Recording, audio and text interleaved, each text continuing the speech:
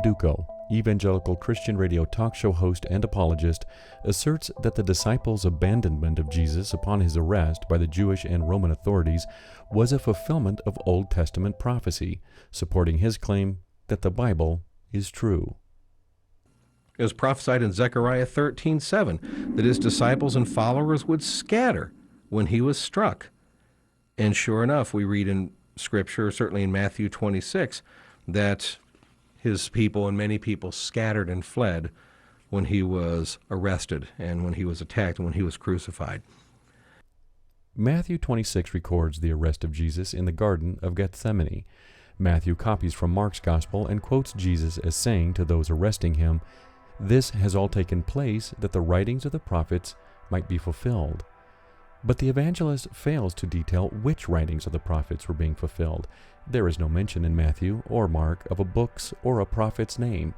Be that as it may, it could be argued that neither Matthew or Mark were likely referring to the abandonment of Jesus' disciples as a fulfillment of this unnamed prophecy, as this event actually occurs after Jesus states the event of the arrest was to fulfill the writings of the prophets. It isn't until Jesus makes this statement that Matthew, again copying Mark, writes, "Then all the disciples deserted him and fled."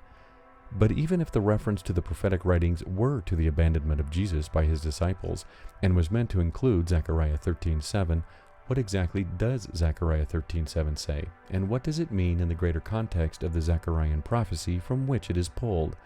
Was Zechariah writing about the future Messiah, his arrest and crucifixion, and subsequent abandonment by his disciples? In a word, no.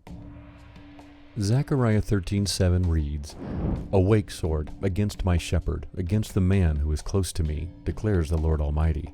Strike the shepherd, and the sheep will be scattered, and I will turn my hand against the little ones."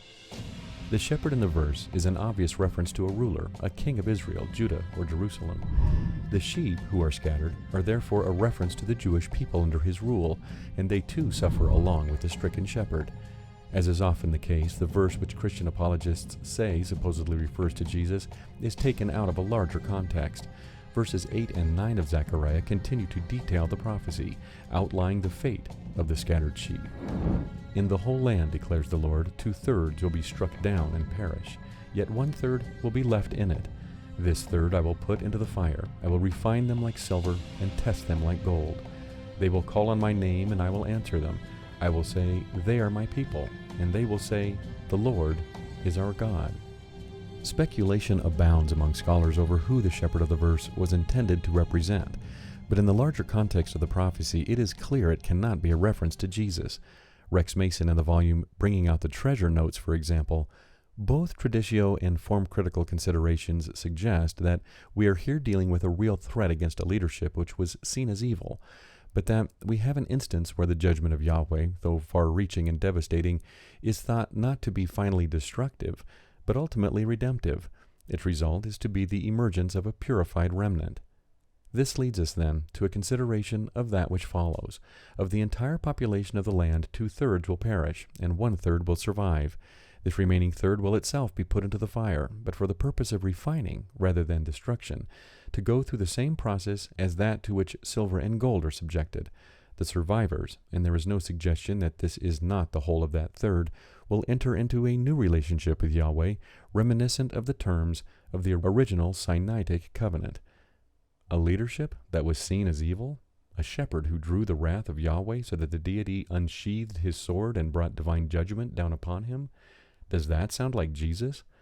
Elsewhere in Scripture, the picture of Yahweh's sword is not one of redemptive power or that of salvation. It is a sword of judgment. Isaiah 34, for example, reads, "Come near, you nations, and listen. Pay attention, you peoples. Let the earth hear and all that is in it, the world and all that comes out of it. The Lord is angry with all nations. His wrath is on all their armies.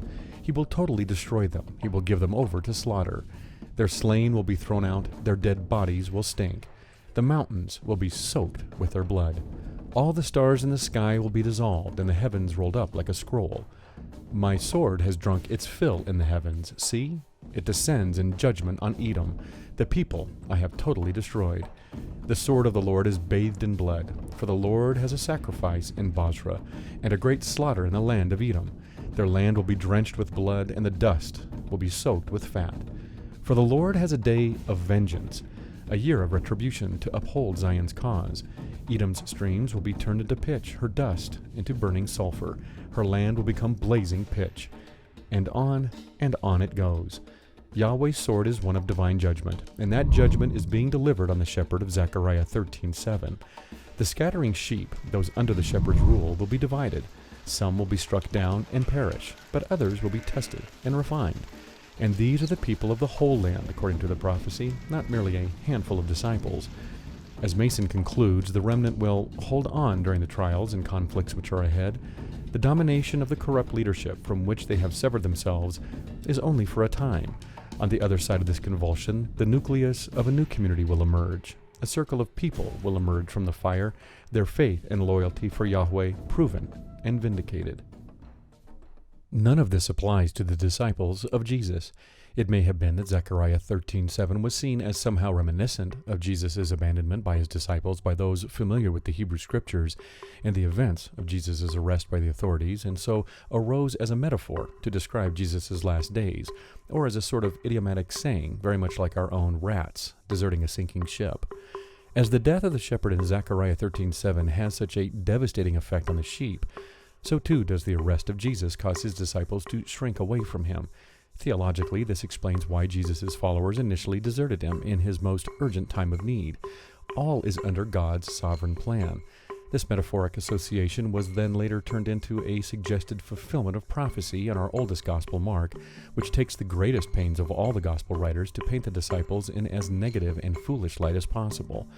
The account as fulfilled prophecy was then subsequently copied into Matthew's account, while reference to the prophetic writings as so-called fulfillment of the prophecy at the arrest of Jesus went missing from Luke's account of the arrest, as it also did in John's. Regardless of how the association of Zechariah 13:7 may have arisen in connection, even though unstated, with Jesus' arrest in Mark's and Matthew's Gospels, we really don't have the fulfillment of a prophecy as such. The prophecy concerned not just a handful of followers of a future Messiah, but the Jewish people under a certain ruler. The so-called shepherd was not merely struck in Zechariah, but struck by the sword of Yahweh, a metaphor for God's judgment against the ruler. Consequently, 2/3 of the people would perish, while the remaining third would be refined and called God's people. Obviously, this did not happen in the time of Jesus, and so there was no prophecy fulfillment by him. Funding for this program was provided in part by the generous contributions of viewers like you via Patreon.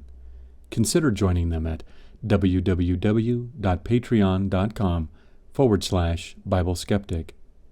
Thank you.